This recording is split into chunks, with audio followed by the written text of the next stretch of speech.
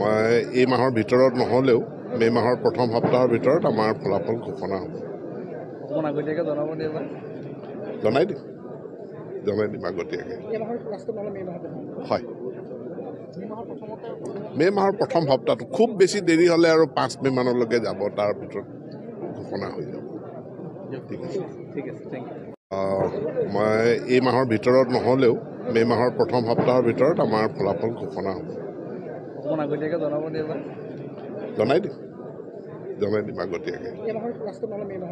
হয়, মে মাহৰ প্ৰথম সপ্তাহটো খুব বেছি দেৰি হ'লে আৰু 5 মে মানলৈকে যাব, তাৰ ভিতৰত ঘোষণা হৈ যাব।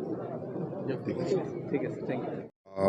মই এই মাহৰ ভিতৰত নহ'লেও মে মাহৰ প্ৰথম সপ্তাহৰ ভিতৰত আমাৰ ফলাফল ঘোষণা হ'ব।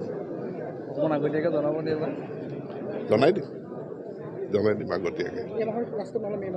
হয়, মে মাহৰ প্ৰথম সপ্তাহটো খুব বেছি দেৰি হ'লে আৰু 5 মে মানলৈকে যাব, তাৰ ভিতৰত ঘোষণা হৈ যাব। ঠিক আছে, ঠিক আছে, থেংক ইউ।